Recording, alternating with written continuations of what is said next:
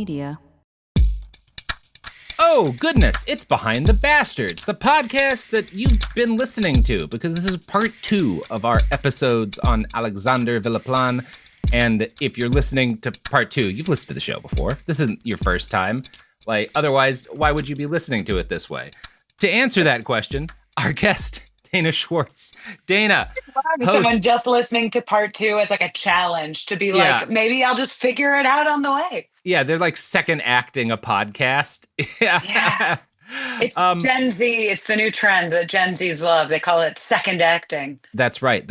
And another thing that the Gen Zs love is your podcast, Noble Blood, and your podcast, Hoax, with an exclamation point. How, you want to plug them right before we get in here? Yes, please. Noble Blood is a scripted podcast about historical royals and the usually murderous shenanigans they get into.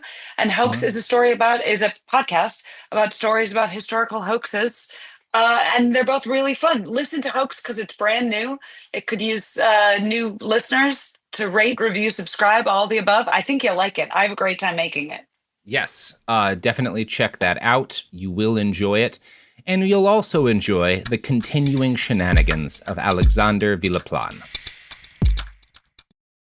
This is an iHeart podcast. Guaranteed human.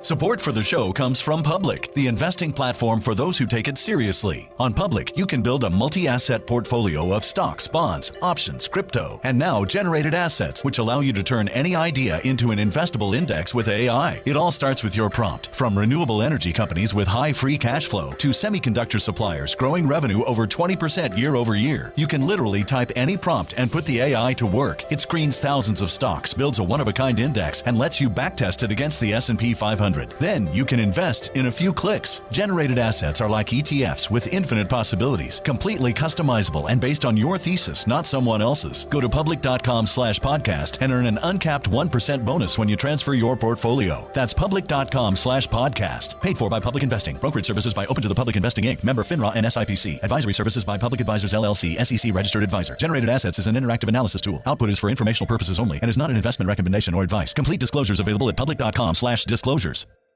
This is Bethany Frankel from Just Be with Bethany Frankel. Let me be blunt. Most dog food is junk. It just is. And I'm not feeding junk to Biggie and Smalls. That is why they eat Just Food for Dogs. It's real, 100% human-grade food with ingredients I actually recognize, not mystery pellets pretending to be healthy. And once I switched, the difference was obvious. Better digestion, better skin, more energy, dogs who actually feel good instead of just surviving dinner. Here's the thing. You care about quality. You make an intentional choice to be healthy. So why are you gambling with your dog's health? So let's think about our furry babies. Go to justfoodfordogs.com right now and get 50% off your first box. No code, just try it. Because once you see the difference, you're not going back. Tired of spills and stains on your sofa? Wash away your worries with Anabay. Anabay is the only machine washable sofa inside and out, where designer quality meets budget-friendly prices. That's right, sofas start at just $699. Enjoy a no-risk experience with pet-friendly, stain-resistant, and changeable slip covers made with performance fabric. Experience cloud-like comfort with high-resilience foam that's hypoallergenic and never needs fluffing. The sturdy steel frame ensures longevity, and the modular pieces can be rearranged anytime. Shop washablesofas.com for up to 60% off site-wide, backed by a 30-day satisfaction guarantee. If you're not absolutely in love, send it back for a full refund. No return shipping or restocking fees. Every penny back. Upgrade now at washablesofas.com. Offers are subject to change, and certain restrictions may apply. You're listening to a podcast, so you're doing something else too, like maybe scrolling home listings on Redfin, saving places you like without thinking you'll get them, because that's what house hunting has become. But Redfin isn't built for endless browsing. It's built to help you find and own a home. Redfin agents close twice as many deals as other agents, which means when you find a place you love, you've got a real shot at getting it. Redfin helps turn saved listings into real addresses. Get started at redfin.com. Own the dream. So at this point, we kind of ended last episode when he wins a France cap, which is some sort of football, and by football we mean soccer for my mostly American listener base, award in a game against Belgium in 1926. He becomes the captain of his team in Nîmes, and yeah, he's just on top of the world in the late 20s. In 1929, Villaplane is recruited by the Racing Club de Paris, which is striving to become the premier French football club in an era in which the whole concept of the sport is still kind of new, right? Football is still getting its legs as a big thing. So it's kind of an open question. Who's going to be like the French, A team, right? And, the Racing Club of Paris wants to be that A team, and Villaplane is the best ball header. He's one of the best passers. You gotta have him, right? So the new club president makes signing Villaplane a priority. Again, at this point, he's still an amateur and is working for free in the strictest legal sense of the word. But he's been handed so many jobs and businesses at this point that he is a wealthy man. He is very comfortable. And he has no real job outside of soccer, so he gets to spend all of his free time that he's not playing out at bars and nightclubs, doing those, if you've seen Moulin Rouge, he's doing shit like that. He's going to these fancy live theater events and burlesque shows. He's gambling uncontrollably at racetracks, right? He has everything he needs to be set up for life, but he absolutely has no control of himself outside of the field, right? Like he's one of these guys, he's burning money as fast as he can spend it, just lighting it on fire at the racetrack, right? And he's also, while he's still in his early 20s, the fact that he spends all of his free time partying and drinking, you can get away with it because your body is very forgiving. That's not going to be the case forever, right? So he makes his first contacts with organized crime during this period of time when he's in his early 20s and his star is ascendant because he's repeatedly getting into debt with different shady underworld characters to continue his gambling habit. Now, initially, this isn't a problem, right? Nobody in the underworld is going to break his leg. For one thing, they care about how the team performs, and for another thing, they know he'll keep making money. The entire country needs his legs. The whole country needs his legs. You're not going to break him, right? And also, that as long as he's playing soccer at this level, he'll be good for it eventually, even if it takes him a while. The money's coming in, so you want to kind of keep this whale on the hook, right? People don't fish for whales with hooks. It's a harpoon, but that doesn't sound as good. So in 1930, just 3 years after moving to Paris, I think his team wins its way to the very first World Cup, right? So he's with this Club de Paris, and they win admission to the very first Football World Cup, right? This is, again, the kind of the birthdays of the sport. And the first World Cup is going to be held in Montevideo, Uruguay, right? Now, the Algerian, as he was known sometimes in the sports press, is going to be the team captain, leading France before the entire world at this first World Cup, right? This is, the inaugural FIFA World Cup event. Actually, I'm not sure if it's FIFA even at this point, but this is what becomes the FIFA World Cup, right? So this is held in 1930, and Villaplane is the head of France's team. He's considered the best midfielder in the country at this point and one of the best passers.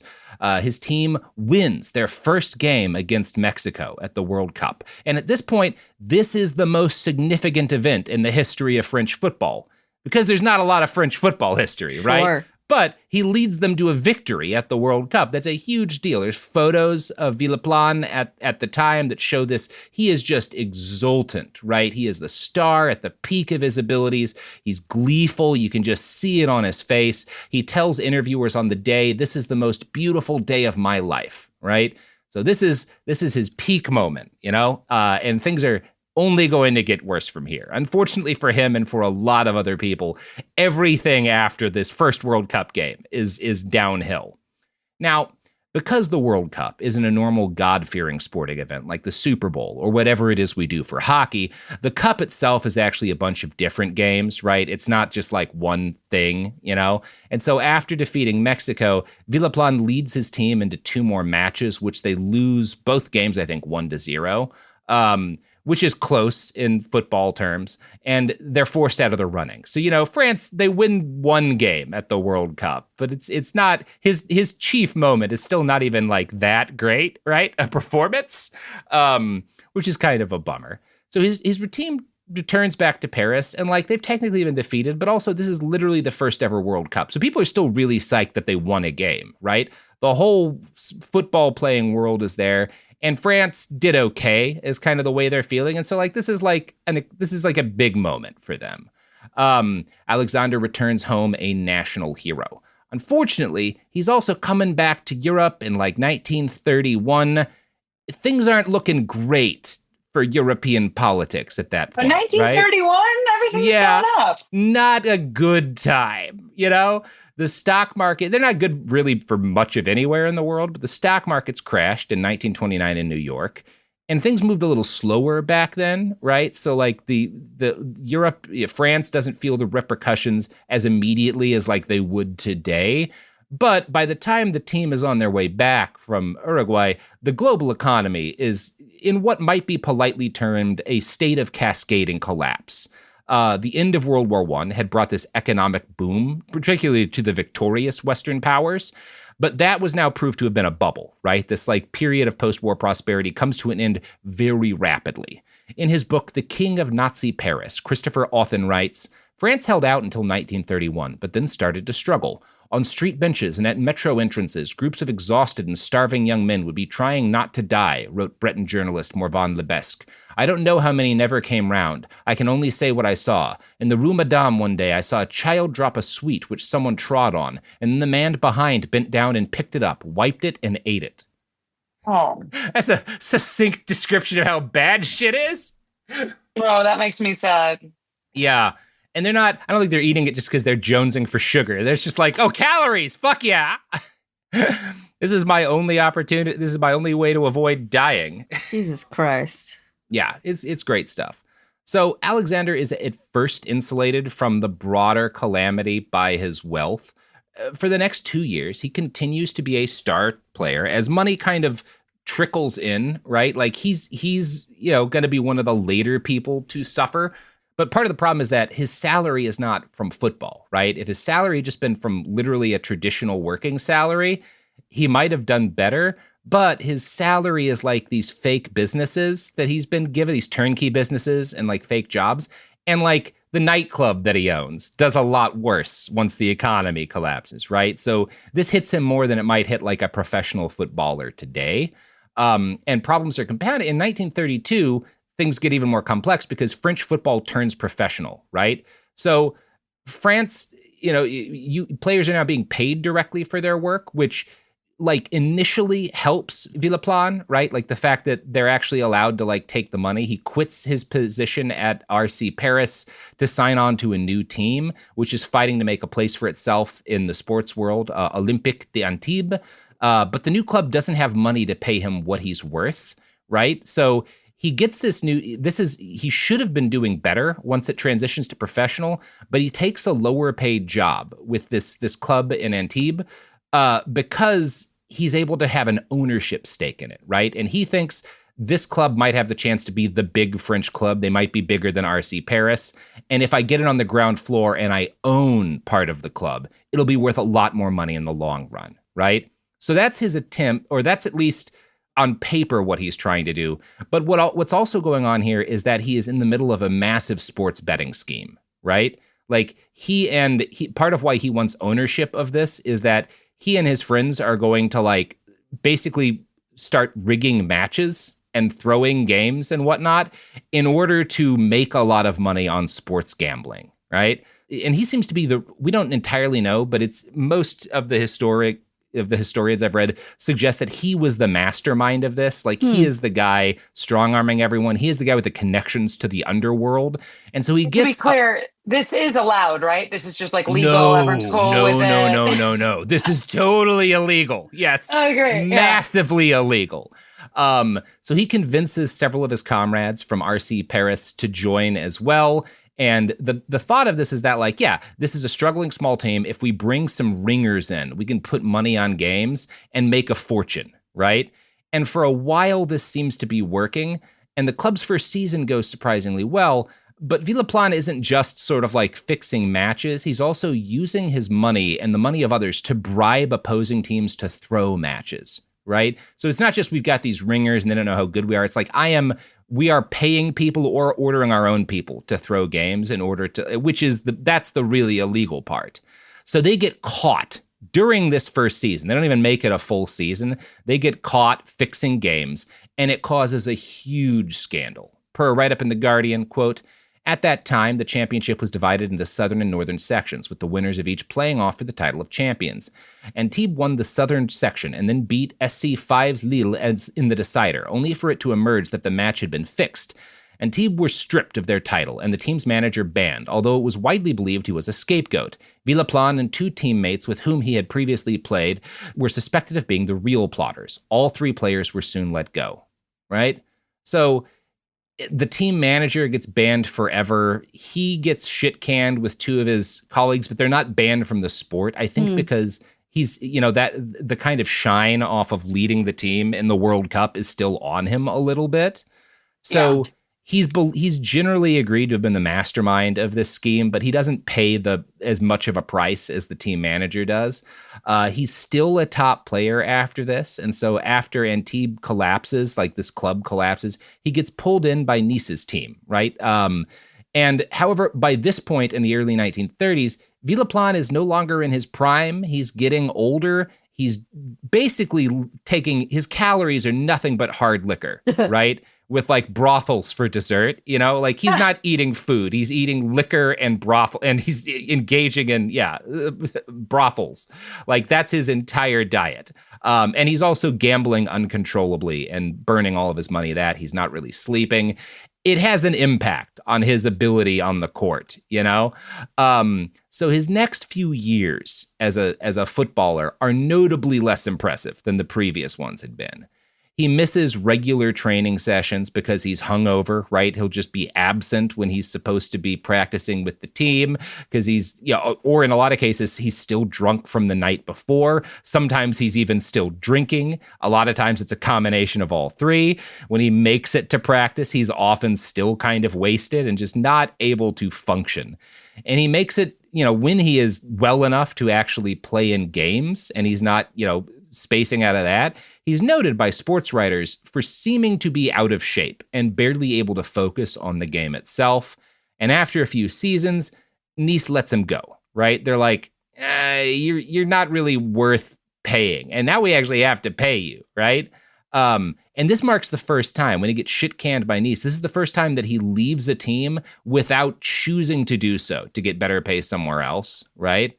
So that's kind of noteworthy. This is functionally the end of his career in football. Although he continues, he goes to another team, a second division team in Bordeaux, who are kind of willing to take this guy because they're not as good a team. So, he's still an upgrade for them.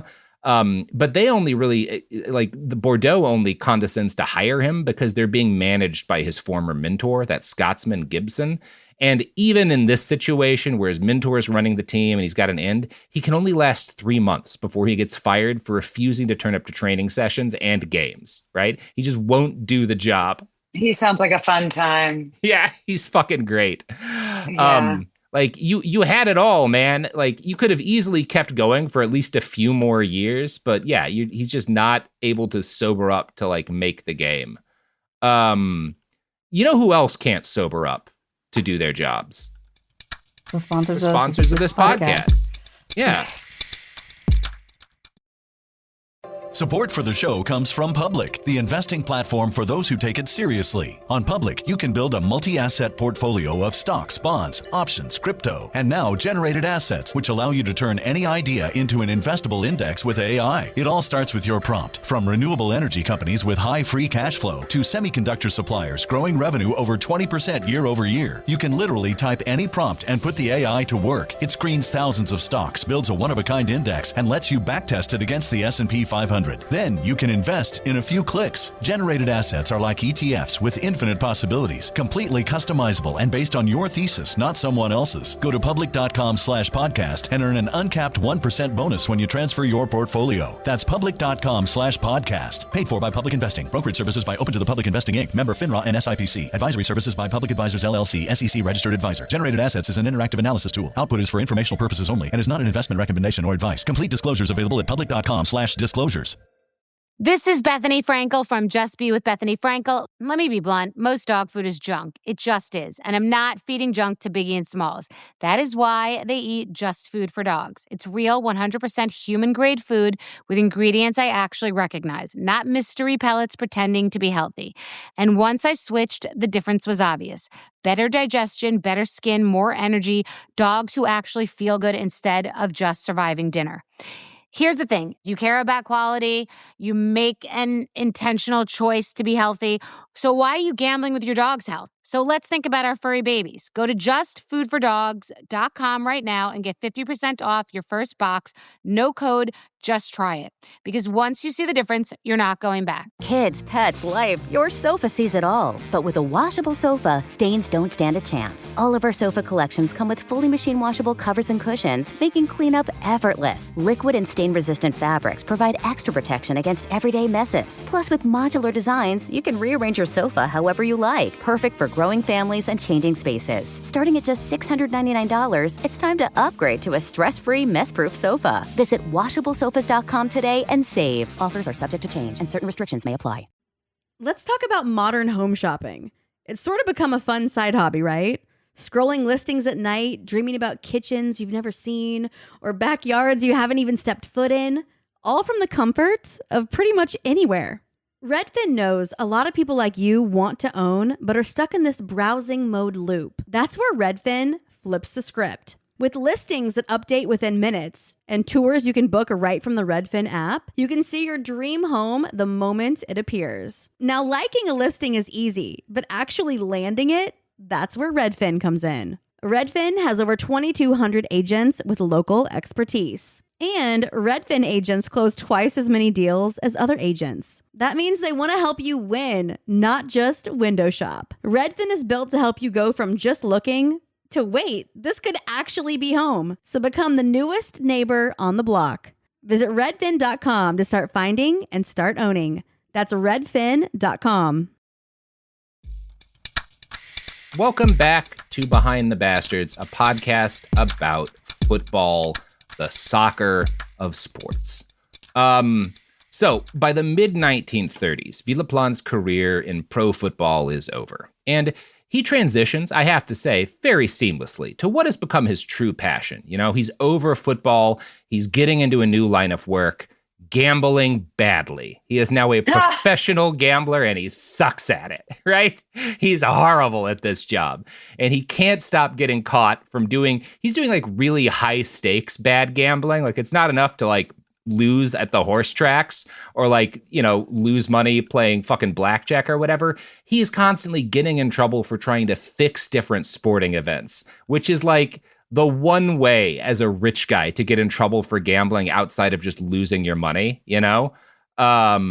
So in 1935, he gets caught fixing horse races, both in Paris and Côte d'Azur. And before, you know, his charm and his fame as a beloved sports hero had been enough that when he got caught doing shit like this, like the last time, he avoided the most serious trouble, right? Because he's beloved and he's charming.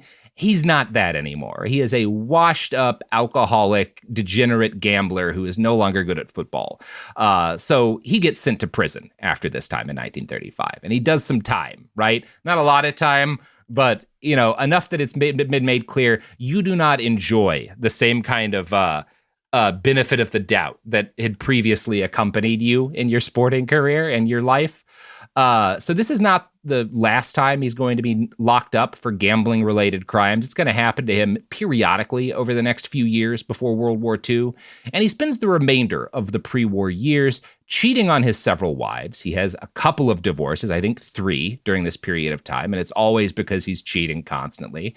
And he does some more time in jail. He gets caught, doing other gambling crimes. He becomes a figure of minimal note in the world of Parisian organized crime, right? He's kind of, in part due to his debts, he's like working. I think he's basically being muscle sometimes for some of these like gangsters and whatnot because he owes them, and he doesn't really have any other skills, but he's fit, or, he's in better shape than most people, right? So he could beat someone up maybe.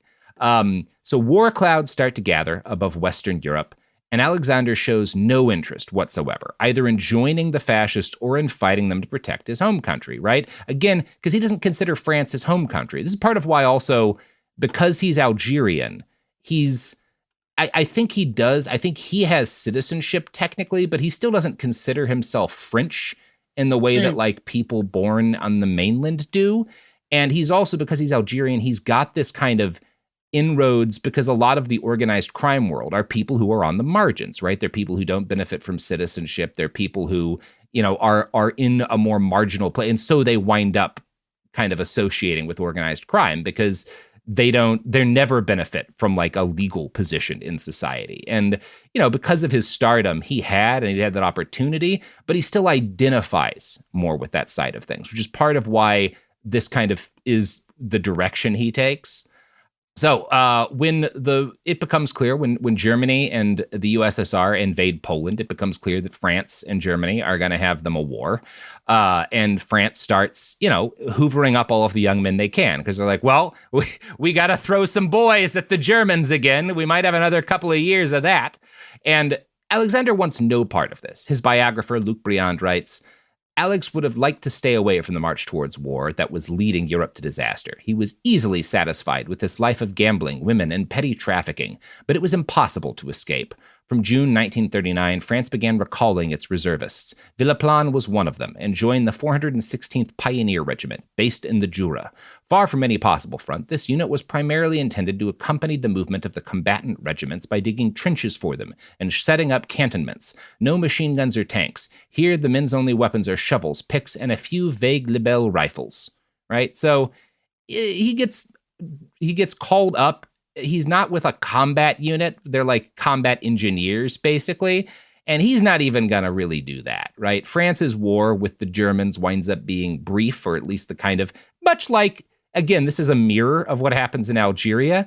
The war on the ground is very brief. Obviously, France puts up more of a military fight than Algeria does. Like the casualties that Germany suffers, pretty significant casualties, which we often kind of gloss over. Like, this is not a total cakewalk for them, but it is over very quickly, right? And it's going to be a situation like in Algeria where the actual sort of open conflict is over shortly, and then we transition to this insurgent warfare, which lasts a lot longer, right? And I do think it's really interesting how these things mirror each other and how, the side that Villaplane is going to find himself on in this case.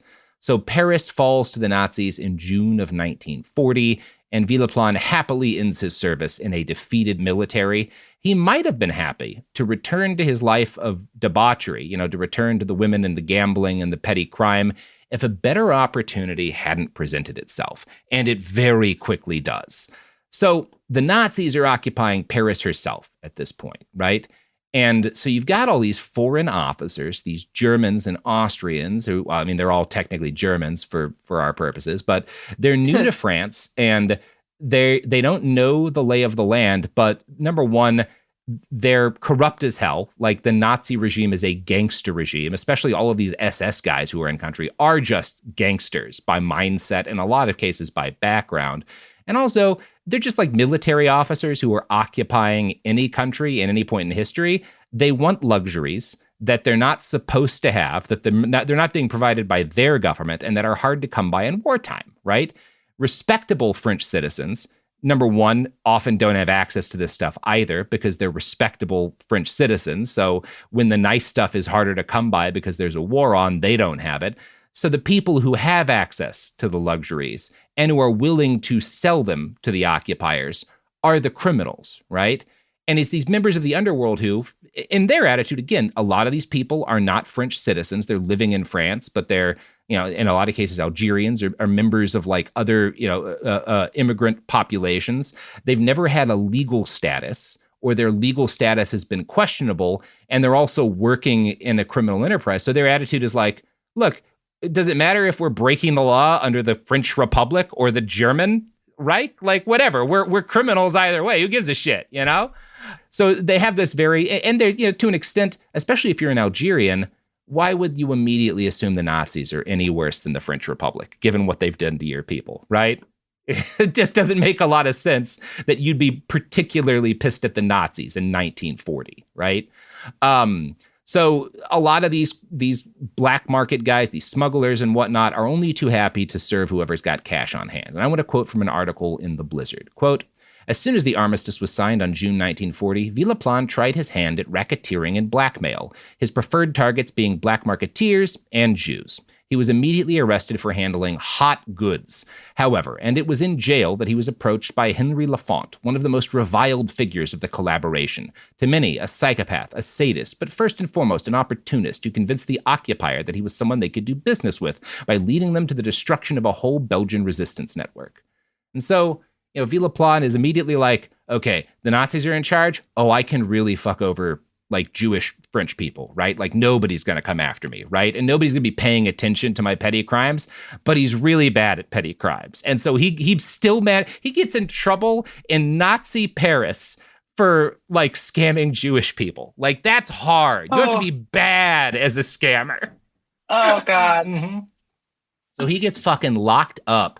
And there's this mafia figure, Henry Lafont, right, who had been an organized crime figure who, once the Germans take over, he basically uses his connections to help them destroy this resistance network in Belgium. And the SS is like, hey, you're useful. Could you put together a team of like locals who we can rely on to do stuff like what you just did to this Belgian network, right? Like we're having some trouble with the French resistance. Can you get us some local criminals who know the lay of the land and can help us dismantle these developing resistance networks? And Lafont is like, of course I can, baby. Like I'm a piece of shit. I'm so down for this job, right? Henri Lafont is described by The Guardian as an illiterate orphan turned rampant ne'er-do-well, which is just a charming way. Ne'er-do-well. Does he do well? No, ne'er. And it's a funny to describe a guy who winds up working for the SS to dismantle resistant networks as a ne'er-do-well. We're a little beyond ne'er-doing well, right?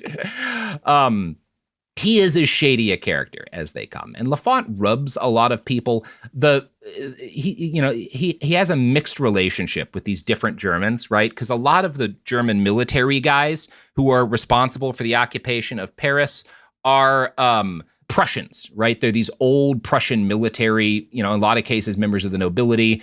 They have these very old-fashioned attitudes about the right way and the wrong way to do things and about honor. And they don't like all of the criminals that they're associating with to try to win this developing insurgent war. But then you've got the SS, who are basically gangster, like the Nazis are a gangster regime, and the SS are basically gangsters themselves. And the SS is really down to work with these guys, right? Because they're, we're all the same kind of asshole, more or less. So the SS sees potential in a man like Lafont, a man with no loyalties towards anything but himself and the promise of a payday and a deep well of knowledge about how things are done, in the underground. And the SS gives Lafont a choice. Work for us and help us round up Jews and crack down on the growing resistance, and you get a place in the new order. And Lafont is like, fucking hell yeah. I want to quote from Doyle's book, the more Lafont's influence grew, the more he recruited. He toured the Parisian prisons, arranging the release of old associates and anyone who could help consolidate his powerful place in the perverted new social order.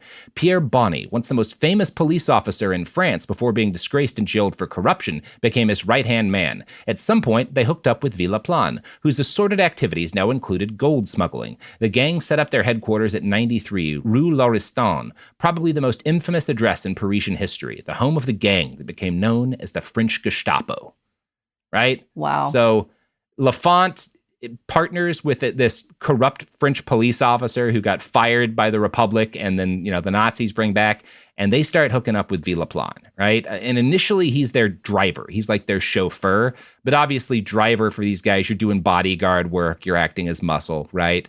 And their goal is to make money. These guys are with the SS. They are going to be wearing SS uniforms. They're not ideologically in love with Hitler. I doubt they've read Mein Kampf. They're anti-Semitic, but like the normal kind of French anti-Semitic, where they're like, oh, we can fuck with these people now? I always hated, let's rob them, I never liked them. We can take their stuff now. Yeah. See what side their bread is buttered on. Right. It's like a more like cynical Nazism. Yes. Their pre-existing biases are compatible with Nazism because they are racist against Jewish people. But that's not like the primary motivation, right? The primary motivation is there's money in this shit, right? And so, they start tracking down, Jewish refugees and people who have like gone into the underground to try to avoid the SS dragnet that's growing in this period. So they're tracking down Jews for the SS. They're tracking down resistance fighters and helping to bust resistance cells. They're helping in general for the SS to police the enemies of the Reich. And from their headquarters in 93 Rue Lauriston, they are torturing hundreds of people, right? They're murdering people. There's a lot of like executions and whatnot, but there's also just a lot of, pulling out of fingernails, torture, right? Like it's gnarly shit. So better known as the Karlink, the French Gestapo saw the new order as an opportunity for personal wealth and power. Villaplane had known Laurent because for years they'd both kind of been involved in similar aspects of the underworld together. And as I said, he's brought in as a chauffeur for higher-ranking criminals who made a place for themselves in the Karlink at first. But he exhibits the same kind of work ethic and skill at social manipulation that had previously served him so well in football, right? This is the kind of thing he'd gotten sort of burnt out on football, but now that he's got a chance to be in the SS, it's like his career, he gets a second lease on life, right? Like, this is what I wanted to be doing the whole time. Perfect for me. So in short order, Dean Cain joining ICE. Right. He's Dean Cain joining ICE, where he's like, my Superman years are behind me, but my Aryan Superman years may not be behind me, even though I'm Algerian. My Ubermensch years are still ahead of me, right? And again, this is a kind of thing. There's a lot of misconceptions people have about the way Nazism's white supremacy and like racial supremacy worked, where we say like, well, they're Nazis, they're obviously white supremacists. That doesn't mean that they were white supremacists in a way that translates totally directly to the way a lot of white supremacists are racist today, right? Nazi racism is a little different from a lot, like OG Nazi racism is a lot different from even like the way the KKK was racist. Because this is not straight up white supremacy in the area. Like being white is not what matters most, right? For one thing, their whole attitude is that being Aryan and kind of bringing back through breeding, we've got the kind of the Norwegians, the Nordic peoples, and the Germans are closest to this Aryan race, right? And so we want to, through eugenics and whatnot, and through careful like breeding of our population, recreate this Aryan race, but we're working towards it. So that's a difference from just, well, we're white and we're superior to everybody, right? There's a difference there. And there's other differences in that there's this belief in kind of a global hierarchy of races that is more fluid than you get with kind of a lot of modern white supremacists. For one thing, the Germans are working with the Japanese, right? And Hitler's goal is not, I want Germany to rule the entire world. It's Germany is going to be in control of Europe, stretching basically almost into China, right? All across the Russian steppes. And there will be spheres of influence, right? And Japan will control this other sphere of influence, right? And it's not that they don't consider themselves superior to the Japanese, but it's not quite as simplistic as a lot of racism is today. And so as a result, there is room within this Nazi movement for people who are not white and who are not Christian. And one of the examples of this is as the SS, as Lafont, starts working for the SS, in collaboration with the SS, he creates a unit called the BNA, which roughly translates to the North African Brigade. And this is made up of, I think, 50 to 100 Algerian French residents that the SS decides they can trust to crack down on the French resistance. And a lot of these guys, obviously, Villaplane is a European Algerian or European descended Algerian, but a lot of these BNA guys are Arab and they're Muslim, right?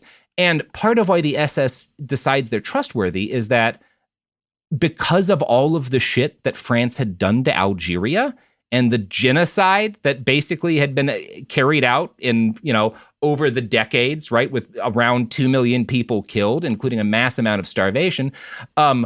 Because of that, the SS is very astutely like, well, these people aren't loyal to France. They're certainly not loyal to the regular French population. We can use them, right? And so Hitler had started in the early 40s, right when Germany takes over France, funding an Arabic language French newspaper, which was geared towards recruiting and radicalizing Muslims who had immigrated to France from colonized nations. And the paper described Hitler as almost a Mahdi-like figure. The Mahdi is this, it's both this figure in kind of Islamic theology, but also there had been a guy in North Africa called the Mahdi, who had led this rebellion against the British, right? And Hitler is just describing himself in these propaganda papers to the Arab population of France as this messianic figure who is bent on Hitler's goal is to free colonized people from the shackles of their Western oppressors and put an end to colonialism and communism, right? That's how Hitler is portraying himself to this community, because he's like, look, I don't care about India. Free India? Sure, free India, right? Like, because that'll hurt the British, right? That's what I care about the war with. India is so far outside of my, area of giving a shit. Of course you can be free. I'm an anti-colonialist hero. Me, Adolf Hitler, right? Yeah, mutually beneficial. Yeah, he's fine with this, right? And Hitler is insanely jealous of Great Britain and the United States.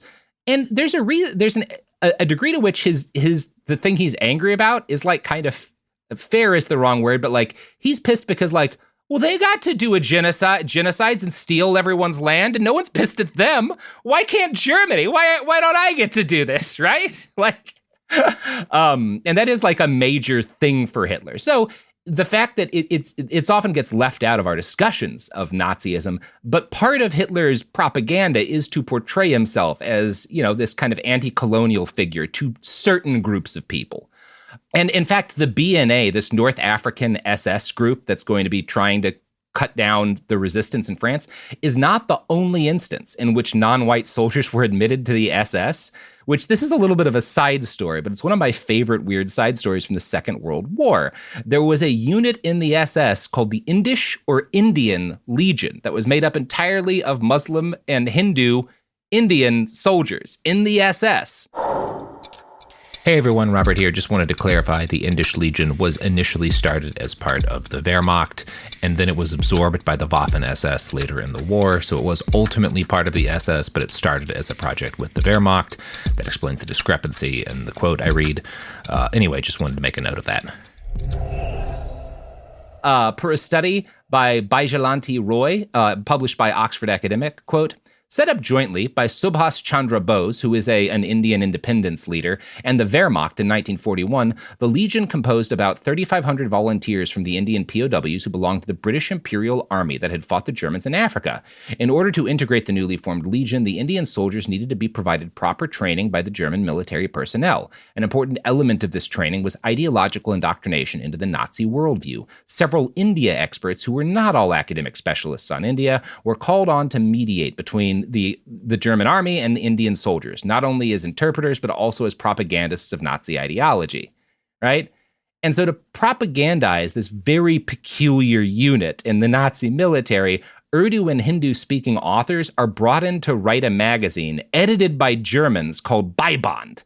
And the overall project is a failure, right? These guys do briefly see combat in France, actually, after the Normandy landings, but they basically roll over immediately. They see which way the war is going. They're like, we're not going to die for the fucking the Third Reich. Are you kidding me? Yeah. So this doesn't have much of an impact on the war, and this has very little. The hope had been that if Indians over in India see, liberated, Muslim and Hindu soldiers fighting together against the British, that it'll spark a rebellion in India, basically. That doesn't work at all, right? Jesus Christ. This is not one of the more successful Nazi plans. But speaking of successful Nazi, nope. Here's Jesus Christ. Yeah, probably shouldn't do that. Listen to some ads. Forget what I just said. Support for the show comes from Public, the investing platform for those who take it seriously. On Public, you can build a multi-asset portfolio of stocks, bonds, options, crypto, and now generated assets, which allow you to turn any idea into an investable index with AI. It all starts with your prompt. From renewable energy companies with high free cash flow to semiconductor suppliers growing revenue over 20% year over year, you can literally type any prompt and put the AI to work. It screens thousands of stocks, builds a one-of-a-kind index, and lets you backtest it against the S&P 500. Then you can invest in a few clicks. Generated assets are like ETFs with infinite possibilities, completely customizable and based on your thesis, not someone else's. Go to public.com/podcast and earn an uncapped 1% bonus when you transfer your portfolio. That's public.com/podcast. Paid for by Public Investing. Brokerage services by Open to the Public Investing Inc. Member FINRA and SIPC. Advisory services by Public Advisors LLC, SEC registered advisor. Generated assets is an interactive analysis tool. Output is for informational purposes only and is not an investment recommendation or advice. Complete disclosures available at public.com/disclosures. This is Bethany Frankel from Just Be with Bethany Frankel. Let me be blunt. Most dog food is junk. It just is. And I'm not feeding junk to Biggie and Smalls. That is why they eat Just Food for Dogs. It's real, 100% human-grade food with ingredients I actually recognize, not mystery pellets pretending to be healthy. And once I switched, the difference was obvious. Better digestion, better skin, more energy, dogs who actually feel good instead of just surviving dinner. Here's the thing. You care about quality. You make an intentional choice to be healthy. So why are you gambling with your dog's health? So let's think about our furry babies. Go to justfoodfordogs.com right now and get 50% off your first box. No code, just try it. Because once you see the difference, you're not going back. Tired of spills and stains on your sofa? Wash away your worries with Anabay. Anabay is the only designer sofa that's machine washable inside and out, starting at just $699. Plus, Anabay sofas are pet-friendly, stain-resistant, and feature changeable slip covers and modular pieces. Get up to 60% off site-wide with a 30-day money-back guarantee. Visit washablesofas.com to get yours now. That's washablesofas.com. Offers are subject to change, and certain restrictions may apply. Let's talk about modern home shopping. It's sort of become a fun side hobby, right? Scrolling listings at night, dreaming about kitchens you've never seen, or backyards you haven't even stepped foot in, all from the comfort of pretty much anywhere. Redfin knows a lot of people like you want to own, but are stuck in this browsing mode loop. That's where Redfin flips the script. With listings that update within minutes and tours you can book right from the Redfin app, you can see your dream home the moment it appears. Now, liking a listing is easy, but actually landing it, that's where Redfin comes in. Redfin has over 2,200 agents with local expertise. And Redfin agents close twice as many deals as other agents. That means they want to help you win, not just window shop. Redfin is built to help you go from just looking to wait, this could actually be home. So become the newest neighbor on the block. Visit redfin.com to start finding and start owning. That's redfin.com. We're back. You've all forgotten that I just compared our sponsors to the Third Reich. You know, nobody needs to think about that anymore. We're done. We're good. We're back to Alexandre Villaplane. So Villaplane, as the BNA is created, this North African unit that's going to be helping to destroy the resistance, and Villaplane is made Obersturmführer, or lieutenant, of a unit of around 100 men. And it's possible, if not likely, that his status as a white Frenchman, essentially close enough, helped him secure this place, but it's likelier that he'd simply done a good job of making himself useful already. The Guardian writes of the BNA's crimes. In Philippe Aziz's authoritative 1970 book on the Lafont and Bonny gang, the following story is told. Following a tip-off from a source in the Paris Gestapo, Alex and 3 of his men burst into the home of Geneviève Lenard, accused of harboring a Jew. They ransack the house. Alex seizes the 59-year-old mother of 6 by the hair. "Where is your Jew?" he shouts. The lady refuses to answer. Alex picks her up brutally, pushes her into a neighboring farm, hitting her with his rifle butt on the way, and there he forces her to watch an appalling scene. Men from the BNA torture 2 peasants in front of her. After being beaten and set ablaze, the 2 peasants were machine-gunned from close range. Alex laughs. During his time, some other men from the BNA had located the Jew, Antoine Bachmann. They bring him to the farm. Alex hits him and then arrests him. He then orders Geneviève Lenard to give him 200,000 francs. So, we've broken bad. That's pretty hideous. Yeah. Like, yeah. That's real, just evil. Yeah. He is effectively, he's that character from Inglourious Bastards. He's the real version, right? Where there's no charm. There's no point at which he's like, oh, he's evil, but he's like this like evil genius who's like cruel, but there's this degree of like, you just want to keep watching him, right? No, this is the real version of that guy, right? Where he is just beating a 59-year-old woman with a fucking pistol butt. He's having people lit on fire and then execute just random peasants machine gunned after being lit on fire. Like, this is the real version of that character, you know? So over the last year or so of the war, which France, or at least the last year that France spends under German dominance during the war, Villaplane and his men are responsible for dozens of executions and turning over countless Jews to the Gestapo. And he makes a fortune during this period of time. By some accounts, he becomes as wealthy or wealthier than he'd ever been during the height of his football career because he's taking shitloads of bribes, right? And a lot of times he's taking bribes and he's turning these people, these Jews, these resistance figures in anyway. We'll talk about the other things that he's getting bribed for in a sec, but he and the BNA become notorious, and they earn a nickname among the resistance. And this nickname is, of course, based in the racism that was quite common even among the Frenchmen fighting the Nazis. They called them the SS Mohammed, right? Again, there's no non-racist side in this conflict. Yeah, no, this is just flat bad. Yeah, this is just all pretty ugly, right? Obviously, the resistance is the right side, but that doesn't mean these guys, that number one, a lot of people who fought in the resistance had been unapologetic colonialist bigots prior to the German occupation and continued being after. And just also, war doesn't make anyone a better person, right? So they had other nicknames. The non-racist members of the resistance would call them the Phalange, which is a term that gets used around a lot of different fascist groups. So like that's just kind of calling them what you would call like the Spanish, you know, the Phalanges is like a term. It's a term that a lot of different European fascist groups used. So that one's fine. Some locals also called them les Becots, which is a colonial slur for non-white denizens of French possessions. Author Robert Pike describes, they were a strange-looking bunch at best, dressed in a combination of sheepskin jackets with baggy blue boiler suits and berets. They wore thick leather belts with a Waffen SS buckle and were armed with machine guns and grenades. So weird-looking uniforms on these guys. One of the stranger units in World War II, the BNA. They receive combat training from the SS, but these guys are thugs and gangsters first, right? So they avoid direct combat with the resistance whenever possible because they're not good at that, right?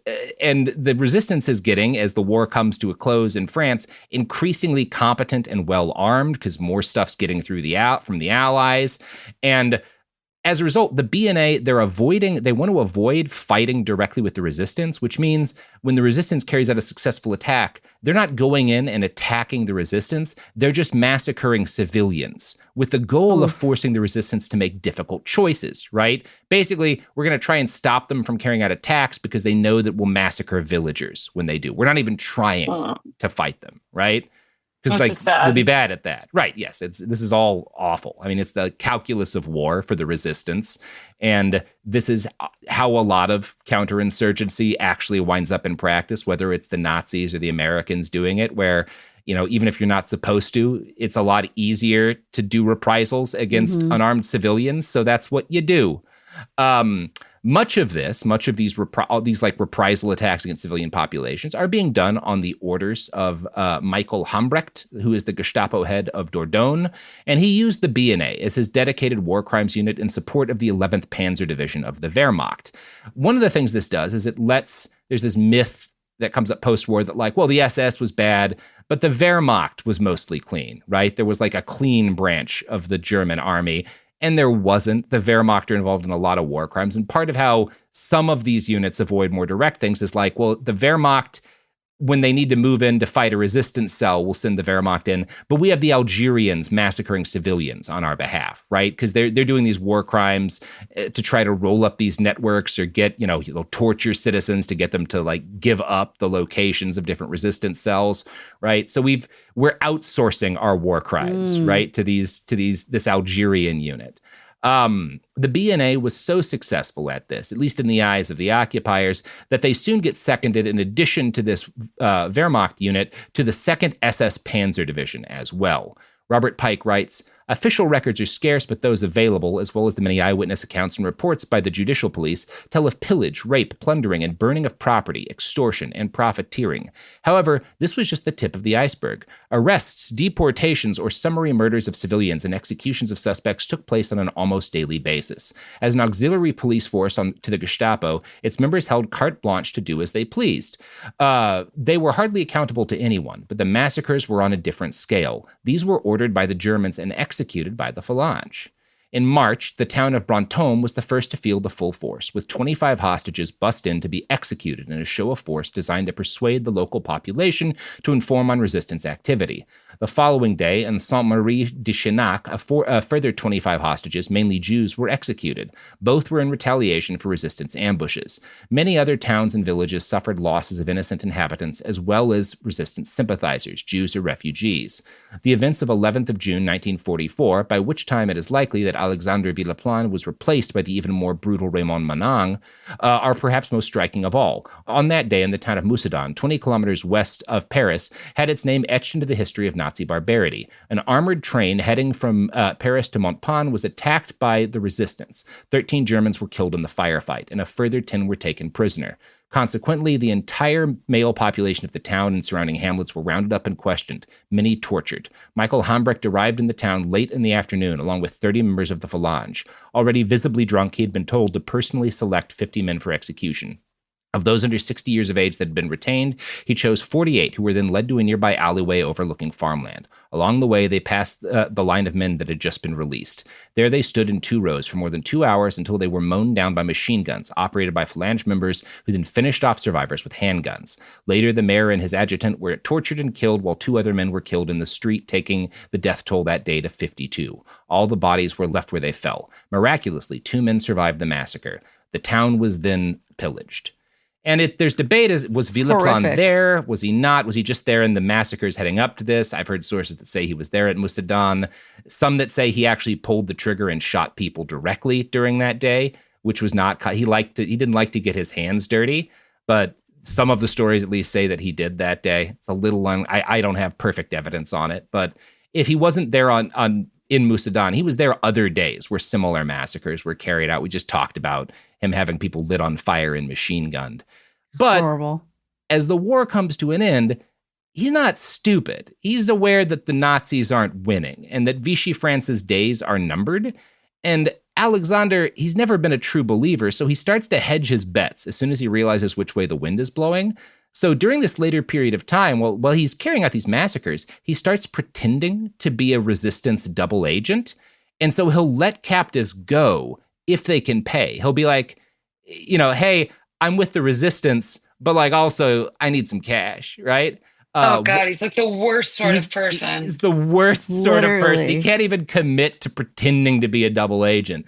One eyewitness describes him arriving in a village one day and saying to a group of prisoners, "Oh, in what times we live. Ours is a terrible era. To what harsh extremes I am reduced. Me, a Frenchman, compelled to wear a German uniform. Have you seen, my brave people, what terrible atrocities these savages have committed? I cannot be held responsible for them. I am not their master. They are going to kill you. But I will try to save you at the risk of my own life. I've already saved many people, 54 to be precise. You will be the 55th. If you give me 400,000 francs. He's such bullshit. He's such a piece of shit. He sucks so bad. Mm-hmm. He sucks so bad. Yeah. He's so awful. I hate him. That's a special kind of evil. I'm excited. I'm excited to hear about how he dies.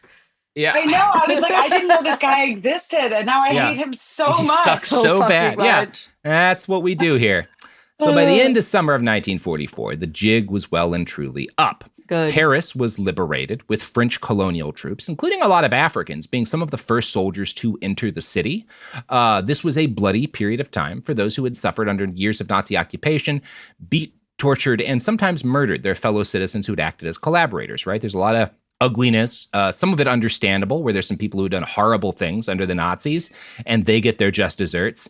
And there's also uglier things where, like, women who had, been dating, quote unquote, members of the German military, who knows how often they had a choice in the matter, right? They get, like, their hair shaved and get beaten in public. Like, there's a lot of ugly stuff that happens during this period of time, too, because not everyone who had been a quote unquote collaborator really had a full choice in the matter, right? But some of the people who are going to get their just desserts are the French Gestapo. And from the time that it's, they're planning retaking Paris, the French government in exile, all these people know we're not going to leave these folks up to the populace to take their vengeance on. These people we need to make a public example on. And, Alexander, he tries to hold on to his uniform as much as possible. He attempts to, as Paris falls, he attempts to use his position with the SS to commit one last robbery to fund his escape into Germany. He tries to scam a man out of $900, an Armenian man out of $900 in a gold ring in return for giving him back valuables that he'd stolen from this Armenian man. But he gets overtaken by events. And on August of 24th, 1944, he gets caught by a resistance agent with a gun and a fake police identity card. Villaplane is put on trial and declared to be a con man and a murderer by a French judge. He pleads desperately that I'd been working for the resistance all along. No, I was really on your side. I was a good guy the whole time. Does not work. Avails him nothing. This judge is like, no, you're a con man and a monster. And on the day after Christmas, 1944, he is executed by firing squad along with 7 of his colleagues. Yeah. So we have a happy ending. Mm-hmm. Yeah, it seems like the thing to do to that sort of person. Yeah. Yeah. So yeah, that's the story. Oh, God, I'm like coming out of that. I just oh, what a bad person. What a bad person. What an interesting boomerang around from, you're kind of born in this mix between colonizer and colonized, at least as you see it, right? We're like, we might see it more accurately as a colonizer, but his attitude on it is a little more mixed than that as a young man, certainly his dad's attitude, and certainly influenced in his willingness, the colonial brutality of the French in Algeria, I think definitely does impact how willing to like what happens, especially with these like North African units in France, and why they're willing to do some of the things that they're willing to do, right? Because they've seen it before, they've endured it before, right? So yeah, bad times all around.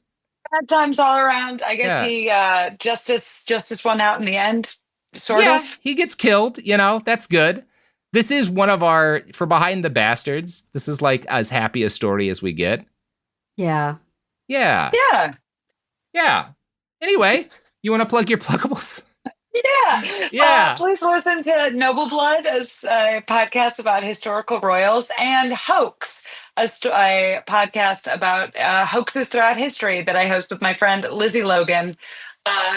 Fewer Nazis, I can promise that. Fewer Nazis. That's always a good thing to promise. Not zero. Yeah, because, especially the British royal family, there's a few. Oh, they're Nazis. And also just like Nazis are popping up in history. They tend to do that.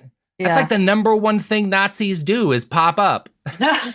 Yeah, they're like a bad taco restaurant. I want to say this was a delight. This was an education. Mm-hmm. Yeah, there we go. Well, but talking with you is a delight. Yeah, talking with you has been a delight too. Listen to Noble Blood. Listen to Hoax! Exclamation point. And keep listening to Behind the Bastards. We'll be back next week with a guy who may or may not be a Nazi, but definitely sucked. Or maybe a lady. Sometimes it's a lady. Not often, but sometimes. Behind the Bastards is a production of Cool Zone Media. For more from Cool Zone Media, visit our website, coolzonemedia.com, or check us out on the iHeartRadio app, Apple Podcasts, or wherever you get your podcasts. Behind the Bastards is now available on YouTube. New episodes every Wednesday and Friday. Subscribe to our channel, youtube.com/@BehindTheBastards. This is Bethany Frankel from Just Be with Bethany Frankel. Most dog food is marketing, not nutrition. That is why Biggie and Smalls eat just food for dogs, real 100% human-grade food with ingredients I actually recognize. And yes, I do see the difference. Better digestion, healthier skin, more energy, dogs that feel better, my babies. If you've been on the fence about switching, stop overthinking it. What's more important than your furry babies and their health? Go to justfoodfordogs.com right now and get 50% off your first box. No code needed. Just try it.